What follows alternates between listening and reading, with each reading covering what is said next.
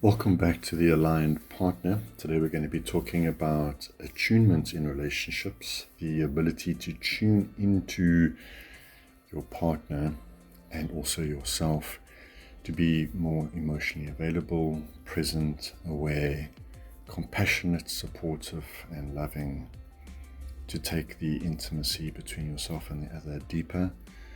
Requires the ability to tune into their experience, at the same time holding sacred your own experience, but not allowing the two to become enmeshed. You have to be self-aware enough and tuned into yourself enough to be calm and centered, and also allow the other person their own lived experience.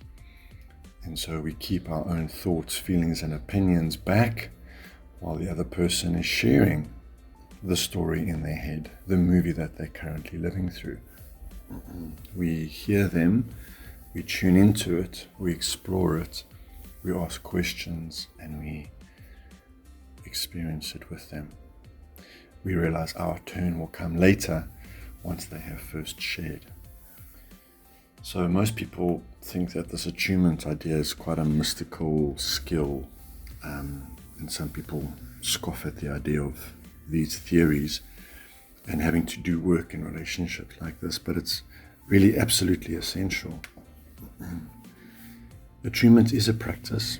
It's a way of seeing and feeling and responding that turns our relationships from being together but disconnected into an actual living and breathing sanctuary of safety. And I think that's the key here, is to realize that when we tune in, we're helping bring our partners to safety. And that really is a big part of our responsibility in relationships, is to help our partners get to safety, realizing that they're struggling with something and helping them and not taking things as personal.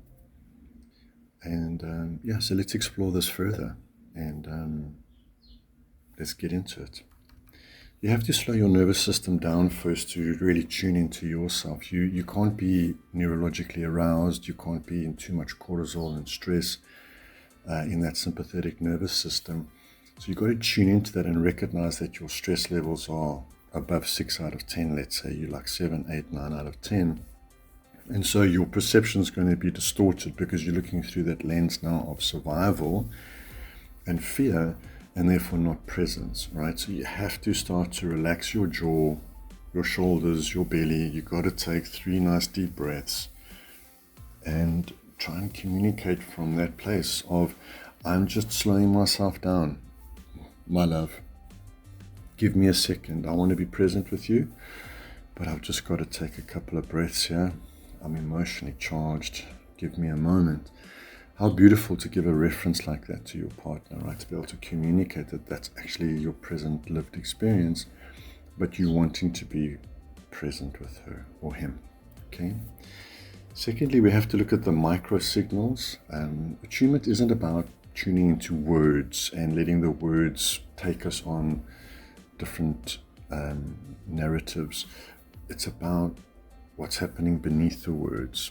So you've got to look for shift in the eyes, shortness of breath, shoulders collapsing, that statement of I'm fine, but it doesn't quite match their energy. So are they congruent or not? All these little micro signals, body language indicators help you tune in. It tells you that you're listening and you're feeling at the same time, and not just using words. So what you're doing is you're getting out of the communication of just words, but you're dropping now into more of a connection, right? Because you're starting to tune in. And so gently, the third step would be just to start to name what you are noticing. You don't want to assume stuff or diagnose your partner or tell them what to do. You just want to name things, like witness it. Witnessing is a very important step in attunement. You can say something like, I felt something change there. Are you okay? Or you could say, your voice softened a bit. What's happening for you? So you're just stating what you're aware of, what you're noticing, but with curiosity and compassion and care, because this starts to create safety. And we know safety creates intimacy. The fourth step is going to be to validate their emotional reality as much as you can. So attunement isn't about agreeing. It's not about being nice or pleasing the other person. Okay, it's just about recognition, acknowledgement. So try saying, of course you'd feel that way. That makes sense with what you've been carrying. So we're validating. We're making their experience okay. We're not agreeing with it. We're not giving ourselves over or losing ourselves, but we're just saying, that makes sense. I get that. I see how that could be happening for you. And so validation opens the heart faster than any logic ever will. Okay, so many of you listening, try not be logically solution orientated. Try validation. Step 5 is going to be about being aware of your own defensive structures when you get triggered, what your armor is that you put on when you're starting to get triggered. Because while you're talking, if you're getting triggered and getting defensive, then the connection is lost. It literally feels like you've emotionally left the room and you're no longer present, even though you're physically there. All right, you've gone into your own self. You've become pro-self and not pro-relationship.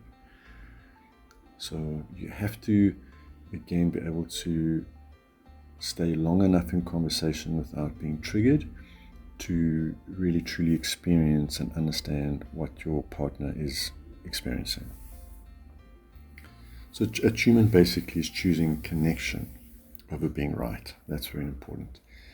Step 6 is about asking deeper questions with that lens of curiosity. And so you can ask things like, what part of that felt the hardest? What did you need in that moment? What were you afraid of? And what does this mean to you? And what are you afraid that this does mean to you? What do you see as some of the consequences? Right? And so you're helping open up the conversation versus shutting it down because you're getting tense and you want to bring relief. So you want to shut it down and get away from the tension. You're staying present and you're asking open-ended questions. Okay, the 7th step here would be to match their emotional energy as best as you can. So if they're softening, you try and soften. If they're feeling overwhelmed, try and slow down. If they're tender, lower your voice. This is all that tuning in to that person's state. Okay, regulation meets regulation, right? And you calibrating to each other's energy because you're present. That's the dance of attunement. The 8th step here would be to try and hear the emotional theme. In other words, what are the feelings behind what's being said? Not the story, but the feeling. Okay, what's behind the words? Because behind most conflicts are often deeper feelings of abandonment, being invisible perhaps, feeling unimportant, fear of losing connection, etc. So try and find, why would they be saying that? What is the meaning behind their words? Okay, so your job isn't to argue the details, it's to understand what this moment means for them and how it touches them deep inside. Okay, and then the 9th step would be to respond to their emotions. And you can say things like, I can see how it felt like I wasn't with you.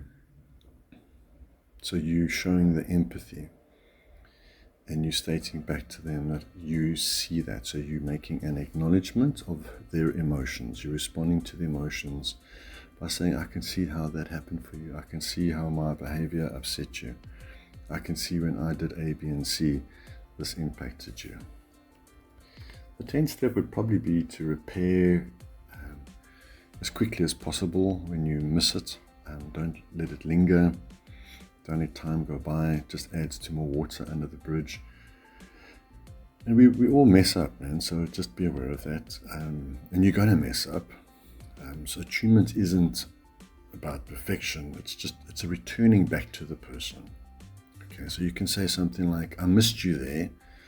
Can we try again? I want to understand. Or you can say, man, I just don't feel I'm on the same page here as you. Like, walk me through again what you mean. Take me through that. Right? Hold my hand and show me the steps that you're thinking of. Things like that, okay? This builds a lot more trust than trying to get things right the first time. Just keep coming back, trying to get onto that same page. Okay, and I've spoken a bit about curiosity. That's such an important step, and it's a good one to keep going. And it's about staying with them and staying open and staying curious with them, and not escaping into silence or logic. That's the key. Okay, and then when you start to share your own experience, this is after they've had their opportunity, you can be vulnerable and say something like, I shut down earlier because I felt overwhelmed. I got irritated because I felt helpless. Okay, so this is because you've been able to tune into yourself and realize that I'm feeling helpless, I'm feeling overwhelmed, I'm feeling irritated, I'm getting angry. But in real time, sharing why that is the case for you, and again, not pointing fingers and blaming, but sharing from that place. Okay, and I think, guys, the practice here is to make this a daily exercise, if you possibly can. And, you know, it's built in small moments and in great questions by asking things like, hey, how's your heart today? Do you need more connection or a quiet tonight? Is there anything unspoken between us? Is there anything left over from that conversation? Are there any threads here that we need to follow or close?